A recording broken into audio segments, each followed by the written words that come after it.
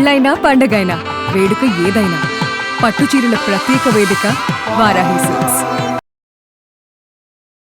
Suman TV ప్రేక్షకులకు నమస్కారం.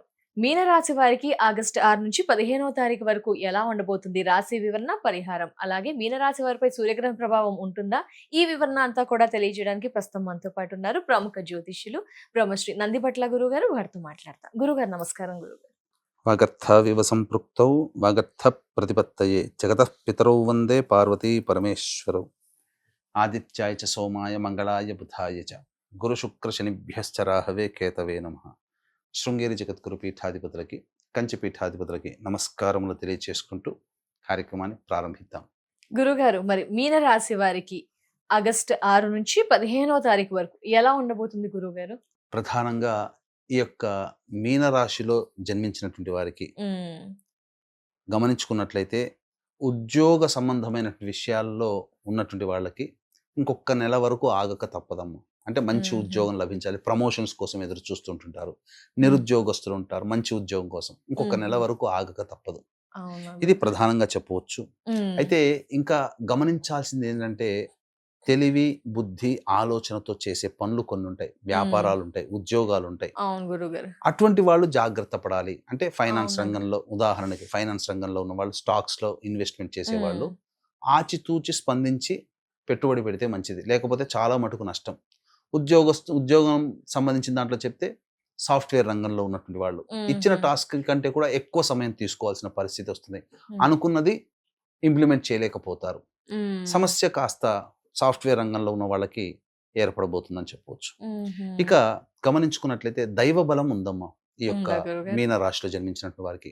కాబట్టి ఎన్ని సమస్యలు ఉన్నప్పటికీ కూడా ఆ సమస్యల నుంచి బయటపడే మార్గం వాళ్ళకి ఉంటుంది. అందుకనే దీనికి తోబాటుగా దైవ బలాన్ని పెంచుకుంటే ఇంకా చాలా మంచి జరిగే అవకాశం ఉంటుంది. వచ్చిన చిక్కల్లా కూడా ఎంత దైవ బలం ఉన్నా మిగతా గ్రహాలు అనుకూలంగా లేకపోతే సమస్యాత్మకంగానే ఉంటుంది. ఎందుకు అనుకూలంగా లేవు గ్రహాలు అనంటే అర్ధాష్టమ కుజ ప్రభావము. దీనివల్ల చాలా సమస్యలు ఉంటాయి. ముఖ్యంగా ఈ మిథున రాశిలో కుజ సంచారం జరుగుతున్నంతసేపు మీనరాశి వాళ్ళు వాహన ప్రమాదాలు చోటు చేసుకునే అవకాశం ఉంటుంది. అంటే పెద్దవాళ్ళకైతే వాహన ప్రమాదాలు, పిల్లలకైతే దెబ్బలు తగులుతూ ఉండడం, ఇట్లాంటివి జరుగుతూ ఉంటుంటాయి. కాబట్టి జాగ్రత్తలు పాటించాలి. తల్లిగారి ఆరోగ్యం పట్ల శ్రద్ధ వహించాలి. ముఖ్యంగా గృహంలో మనశ్శాంతి అనేది కరువైపోతుంది. ఇదొక్కటి చెప్పవచ్చమ్మా. ఇక వివాహం కోసం ప్రయత్నం చేసేటువంటి వాళ్ళు మాత్రం దైవ బలం ఉన్నప్పటికీ కూడా వివాహ కారకుడైన శుక్రుడు శుభస్థానంలో లేకపోవడం, బలహీనపడడం, ఈ కారణం చేత అనుకున్నంత సంబంధాలు రాకపోవడం కానీ, లేదా అంతా ఓకే చేసుకున్న నిర్ణయం చేయడానికి మాత్రం ఇంకా సుముఖత వ్యక్తం చేయకపోవడం ఎదుటి వాళ్ళు. అలా కాలయాపన ఎక్కువగా ఉండి వృధాగా గడిచిపోతుంది. అంటే నిర్ణయం చెప్పలేరు. ఎదుటి వాళ్ళు చూసాం నచ్చామంటారు కానీ ఎప్పుడు అనేటువంటిది నిర్ణయం చెప్పలేకపోతారు. ఎగ్జాంపుల్ చెప్తున్నాను. అలాగే జీవిత భాగస్వామి లేదా వ్యాపార భాగస్వామి మధ్య పొరపచ్చాలు వచ్చే అవకాశం ఉంది. కాబట్టి స్త్రీలతో వాగ్వివాదాలు, ఆడవాళ్ళైనా వాగ్వివాదాలు పెట్టుకోకుండా ఉంటే చాలా మంచిదని చెప్పవచ్చు. విద్యార్థులకి మాత్రం అనుకూలంగా ఉంది. విదేశీయానము, విదేశీ విద్యకు అనుకూలంగా ఉంటుంది. విద్య మంచిగానే ఉంటుంది. ధన ప్రవాహం బాగానే ఉంటుంది. కానీ మిగతా గ్రహాలు, ఎందుకంటే శని వక్రీకరించి జన్మరాశిలోనే సంచారం చేస్తున్నాడు కాబట్టి ఎక్కువగా విలువైన వస్తువులు చోరీకి గురయ్యే అవకాశము గోచరమవుతుంది. కాబట్టి వస్తువులని, ఆభరణాలని జాగ్రత్తగా పెట్టుకోండి అని చెప్పవచ్చు మీనరాశి వారికి. అలాగే ప్రధానంగా ఎక్కడికో వెళ్ళాలి, అక్కడికి వెళ్ళి పనులు చేయాలని ఆలోచన చేసి దాన్ని ఆపింటారు. ఈ శని వక్రీకరించిన కారణం చేత డిసెంబర్ వరకు కూడా మళ్ళీ తిరిగి అట్లాంటి ఆలోచనలు చేసి దూర ప్రాంతానికి వెళ్ళాలనే కోరిక, లేదా సంబంధించినటువంటి ఏదైనా పని మొదలు పెట్టాలనేటువంటి కోరిక ఎక్కువగా ఉంటుంది. కాబట్టి ఆ విధంగా ప్రయత్నం చేసుకుంటే కొంతవరకు సఫలీకృతలయ్యేటువంటి అవకాశం ఉంది. ఏది ఏమైనప్పటికీ కూడా ఈ సంబంధించినటువంటి ప్రభావము, ఈ సంబంధించినటువంటి ఈ మీన రాశిలో జన్మించినటువంటి వారికి ఒక్క గురువు తప్ప మిగతా గ్రహాలు అనుకూలంగా లేవు. సూర్యగ్రహణ ప్రభావం గురుగారు ఎలా ఉంటుంది మీనరాశి వారికి? ప్రధానంగా ఈ యొక్క సూర్యగ్రహణం మన భారతదేశంలో కనిపించదు. కనిపించని గ్రహణానికి ఎటువంటి ఆచారాలు, నియమాలు పాటించాల్సిన అవసరము లేదు. అయితే ఇక్కడ ప్రధానంగా చూసుకోవాల్సినటువంటిది ఈ సూర్యగ్రహణ ప్రభావం వల్ల వృధా కాలయాపన జరుగుతుంది. ఆలోచించింది ఒకటైతే జరిగేది ఇంకొకటిగా ఉంటుంది. ఇలా ఈ యొక్క సంబంధించినటువంటి మీనరాశి వారికి ఇబ్బందికర పరిస్థితులు, సంతానం మూలకంగా ఖర్చులు ఉంటాయి, వృధా కాలయాపన జరుగుతుంది. ముఖ్యంగా ఆరోగ్యం దెబ్బతినే అవకాశం ఉంటుంది. అంటే ఆరోగ్యం పట్ల శ్రద్ధ వహించాలి. ఇది మీనరాశి వారికి చెప్పవచ్చు. ఈ మీనరాశి వారితో పాటుగా మేష, మిథున, కర్కాటక, సింహ, తుల, వృశ్చిక, ధనస్సు, మకర, మీనరాశిలో జన్మించిన వారికి గ్రహణ ప్రభావము సమస్య ఉంటుంది. అంటే ఏంటి, 5 రూపాయలు ఖర్చు అయ్యే చోట 10 రూపాయలు ఖర్చు అవుతుంది. చిన్న దెబ్బ తగిలే చోట కొంచెం పెద్దగా తగులుతుంది. ఒక జ్వరం వచ్చింది, 3 రోజుల్లో తగ్గాలి, 7-8 రోజులు పడుతుంది. ఇట్లా అంటే సమస్య పెరుగుతుంది తప్ప ప్రాణాంతకంగా ఏమీ ఉండదు. ఇలా కాబట్టి ఈ యొక్క చెప్పిన రాశిలో జన్మించిన వారికి గ్రహణ దోష నివారణార్థమై కుక్కి సుబ్రహ్మణ్య క్షేత్రంలో ఆగస్టు 12వ తారీఖు రోజున, ఎలాగో అక్కడ దాకా వెళ్తున్నాం కాబట్టి సంబంధించి కాలసర్పదోష నివారణ మరియు ఈ సంబంధించి కుజదోష నివారణ, ఉద్యోగ సంబంధమైనటువంటి ఇబ్బందుల నివారణకి, సొంత ఇంటి కళ నివారణ కోసం, సంతాన సమస్యలకి, వివాహ సమస్యలకి, దాంపత్య సమస్యలకి, అలాగే ఆర్థిక బాధలు, రుణ బాధలకి, ఈ చెప్పిన వాటన్నిటికీ కూడాను కుజుడే కారణం.